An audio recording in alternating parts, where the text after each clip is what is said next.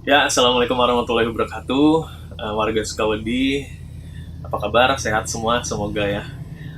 Saya Raden Ruli ingin melanjutkan apa yang sudah dimulai oleh Mr. Popo kemarin, yaitu memberikan 10 rekomendasi cerita terseram versi kami ya, tim editor. Dan 10 cerita yang dipilih ini sebenarnya cukup agak sulit memilihnya karena hampir dari 300 cerita itu memang punya pengalaman cerita yang luar biasa seram gitu ya. Tapi mungkin kami pilih ini berdasarkan uh, relatable gitu ya. Relate ceritanya dengan pengalaman pribadi kami atau pengalaman pribadi sang kontributor, si pencerita. Dan urutan satu atau urutan 10 ini bukan berarti urutan yang terbaik ya. Kemudian apalagi ya, ya itu aja deh. Mudah-mudahan cerita yang kita pilih ini bisa didengarkan kembali, atau mungkin yang belum dengar bisa mendengarkan untuk bisa menemani warga Sukawedi semua di masa di rumah aja. Oke, langsung aja. Yang pertama, ini ada cerita dari Bapak Arif Budiman. Bapak Arif Budiman nih bapaknya Mister Popo. Kenapa saya relate dengan cerita ini? Karena masa kecil saya memang diisi dengan permainan-permainan tradisional ya, permainan seperti petak umpet segala macam yang dilakukan memang malam hari. Dan cerita ini rambut gini ini menceritakan tentang uh, kisah bapaknya Mister Popo ini, Om Arif Budiman, ketika masa-masa kecil dulu bersama teman-temannya bermain di malam hari dan menemukan sesuatu yang di luar nalar gitu. Itu keren banget. Ini cuplikannya. Yang namanya Nunu ada di sana, kesakitan, bilang, siapa yang lempar saya? Padahal jaraknya jauh, kira-kira 25 meter. Yang menakutkan setelah berdiri itu, rambutnya kayak rambut geni. Wajah gua semua anak lari semua, rambut geni semua lari. Yang kedua, uh, ini cerita dari Mas Yudologi. Pertama kali Mas Yudologi ngirim cerita itu judulnya The Dorm. Setelah The Dorm ada beberapa lagi cerita dari Mas Yudologi yang memang seram-seram, tapi buat saya yang membekas adalah The Dorm, di mana Mas Yudologi ini bercerita tentang tempat dormitorinya ya, tempat mesnya dulu ketika sedang menjalani apa ya, masa apa pelatihan kali ya. Dan di situ Mas Yudo banyak sekali menemukan hal-hal yang diceritakan cukup apa ya, membawa kita tuh berada di situasi tersebut gitu. Jadi buat saya cerita The Dorm itu uh, kayak bikin nggak bisa tidur. Berikut cuplikannya. Pak, kalau lihat cewek pakai baju putih, jangan takut. Itu rumahnya di sini, kata. Oh my god, astagfirullah, saya bilang. Dan si Mamang itu tuh biasa banget dia nyeritain bahwa tiap malam si cewek itu ada di lantai 5 dan duduk di atas toren air. Yang ketiga adalah ini cerita yang dibawakan oleh Mbak Rizky Khalalia, atau saya sering nyebutnya Mbak Rizkal ya. Mbak Rizkal nih punya cerita yang berjudul Asrama Wanita. Asrama Wanita ini menceritakan apa ya, mungkin keseharian teman-teman wanita di asrama, yang dimana aktivitas mandinya ketika pagi itu harus benar-benar bergantian karena terbatasnya fasilitas kamar mandi. Dan karena mandinya cukup dini hari bisa dibilang ya, uh, itu nanti spoiler deh. Dengar aja ya ceritanya. Sebenarnya jump scare-nya cukup sederhana tapi benar-benar bikin sakit kepala sih ini cerita. Berikut cuplikannya. Dia langsung lari lari ke kamar. Ya oh ya Allah, astagfirullahaladzim, itu tadi apa gitu kan. Anak-anak kan langsung, dia tuh langsung mukanya tuh pucat banget gitu. wah mampus dia bilang gitu, apaan sih gitu. Astagfirullah, ya Allah, kok bisa sih gitu. Dia tuh langsung kayak, ya siapa coba yang nggak serem kan, langsung kita kan auto ngebayangin jawaban itu kita dengar kan pasti auto ngebayangin ya. Terus jaraknya cuma dia di dalam kamar mandi, kita di luar kamar mandi gitu kan. Yang keempat ini cerita dari Mas Bayu Ajianto. Lagi-lagi ini punya premis yang sederhana tapi cukup nampol gitu ya. Mas Ajianto ini punya cerita yang judulnya Gang Merpati. Gang Merpati ini dimana sebuah gang yang masih bisa dibilang punya penerangan yang tidak layak gitu ya. Kenapa ini bikin saya cukup tertarik, karena Mas Bayu Ajianto ini sangat pintar mengimpersonate suara kuntilanak. Top banget sih buat teman-teman yang mau denger kuntilanak yang diimpersonate oleh Bayu Ajianto. Silakan dengar Gang Merpati, itu juara sih suaranya. Ini cuplikannya. Saya masih merem saat itu, masih merem mata saya pada saat ada suara seperti itu. Saya langsung berhenti. Saya berhenti. Kondir ini mau melanjutkan perjalanan gitu. Dia lagi mau jalan, cuman kan karena posisinya tangannya saya tahan di belakang, jadi dia kayak badannya udah di depan tapi tangannya masih ketinggalan di belakang gitu. Tapi dia nggak ngomong apa-apa. Setelah itu saya memberanikan diri saya untuk membuka mata saya. Nah, yang kelima ini mungkin disepakati banyak orang karena pengalaman di pabriknya dengan sejumlah penghuninya yang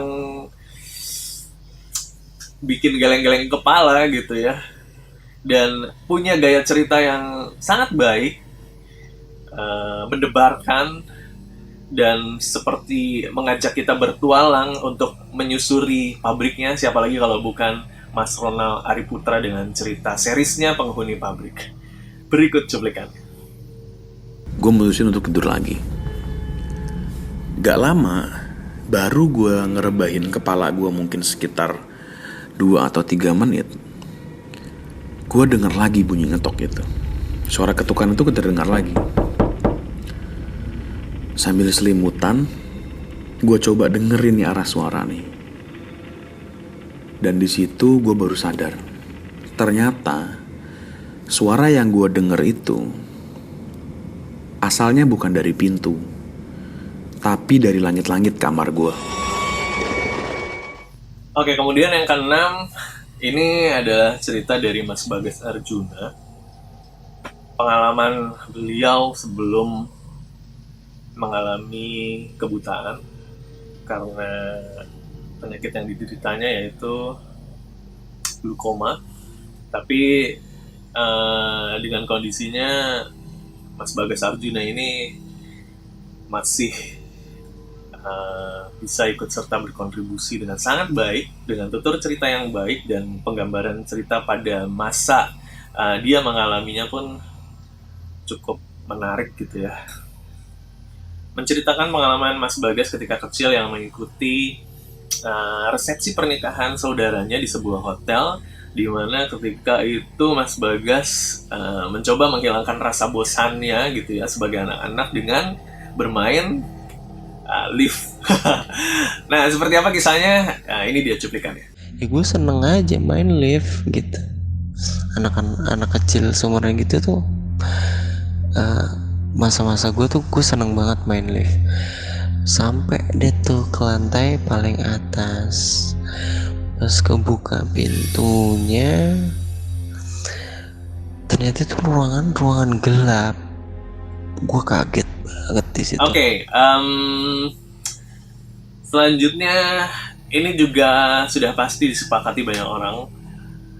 Cerita ini punya series yang cukup klasik dan cukup creepy dengan tutur cerita yang lirih gitu ya, diceritakan oleh Mbak Lintang, siapa lagi kalau bukan pemilik dari cerita Pesolek Kamar Kuning. Nah, ini ceritanya mind blown, dan dimana seisi rumahnya itu adalah orang-orang yang sangat-sangat pemberani dengan segala bentuk apa istilahnya, gangguan, tapi masih tetap bertahan di rumah atau villa tersebut. Ini dia cuplikannya, Pesolek Kamar Kuning dari Mbak Lintang. Suatu hari ada teman saya perempuan datang dari jauh dan menginap.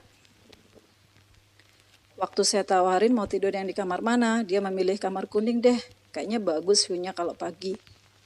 Oke, akhirnya dia tidur di kamar kuning. Kita tidur waktu itu nonton TV, ngobrol macam-macam sampai jam 10. Akhirnya dia tidur. Tiba-tiba waktu sekitar jam 1 malam kalau nggak salah, dia gedor-gedor pintu kamar saya. Kemudian yang ke-8, ini cerita yang cukup unik bisa dibilang, menceritakan tentang dampak dari pesugihan yang dilakukan oleh sang kakek ya, hingga dampaknya tersebut dirasakan oleh cucunya ya. Kontributor ini menceritakan sudah dengan izin pastinya, tapi tidak mencantumkan namanya. Mbak siapa ya namanya pokoknya. Ceritanya keren banget, bisa teman-teman dengerin di judul Pewaris Terakhir. Nah, Pewaris Terakhir, ini dia cuplikannya. Sejak itu dia ketakutan dong, udah pergi aja. Dia minta maaf kalau dia pergi gitu karena dia takut. Dari situ aku tahu ternyata itulah yang terjadi dengan orang-orang yang dekat sama aku gitu. Jadi mereka tuh ketika mereka udah mencoba untuk serius, itulah sosok yang mereka lihat. Dan ini sosok persis seperti yang sosok pertama yang aku lihat waktu aku masih kecil gitu. The last but not least, ini yang bikin saya ke bawah-bawah mimpi. Ceritanya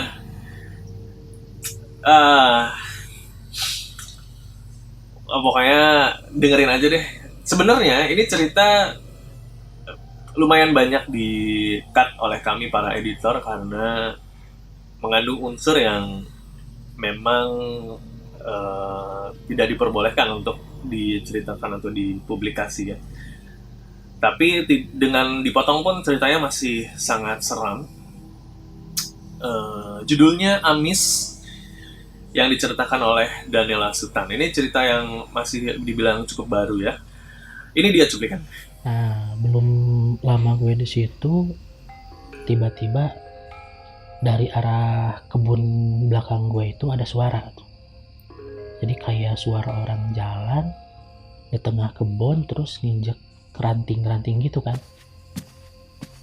Gue dengerin, gue perjelas. Makin lama suara itu makin deket gitu. Terakhir, nah ini juga cerita yang masih hangat, masih beberapa episode kemarin. Diceritakan oleh kalau nama IG-nya Atlas One ya. Atlas One menceritakan tentang pengalaman pamannya atau omnya ketika menginap di sebuah tempat dan kejadian yang dialaminya cukup ekstrim karena berhadapan langsung, sangat dekat gitu ya. Judulnya The Green Lady, bisa teman-teman simak cuplikannya.